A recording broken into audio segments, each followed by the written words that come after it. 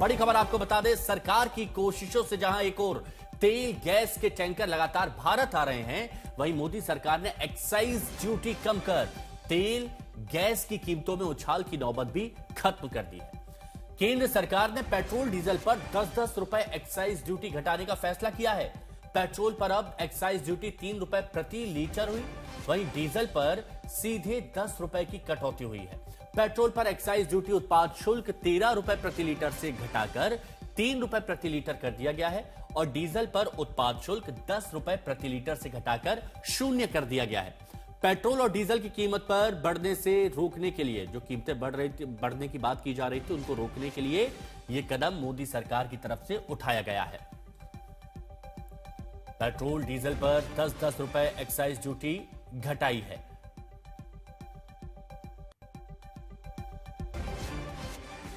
Business today के editor शैल भटनागर इस वक्त हमारे साथ में जुड़ चुके हैं। शैल, आम लोग अगर यह बात समझना चाहें सरल शब्दों में कि सरकार का यह फैसला उनको कैसे राहत देगा, तो कैसे समझाएंगे आप उन्हें?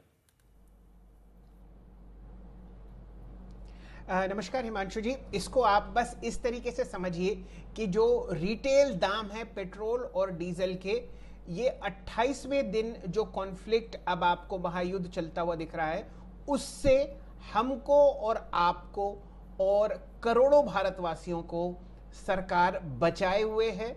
जिसने भी पिछले 28 दिन में तेल भरवाया है उसने एक नया पैसा फालतू नहीं दिया। हालांकि क्रूड ऑयल की जो परचेज है उसकी कॉस्ट दुगनी हो चुकी है। आपको जानकर यह हैरानी होगी कि हर दिन हम लोग 5,000 करोड़ रुपए का तेल या एलपीजी खरीदते हैं भारत की अर्थव्यवस्था और भारत के किचन्स को चलने के लिए।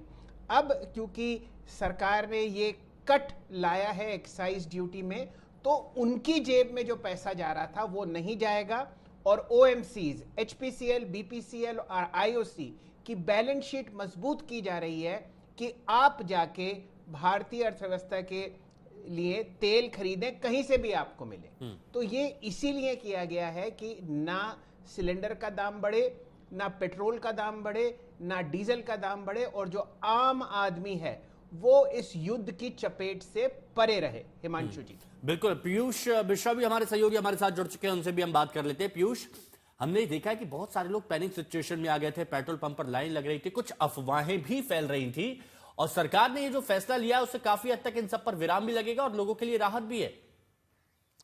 जी बिल्कुल, बहुत बड़ी राहत है क्योंकि आज जो फैसला सरकार ने लिया है इससे ये बात सुनिश्चित हो गई कि आगे आने वाले समय में पेट्रोल डीजल के दाम नहीं बढ़ेंगे।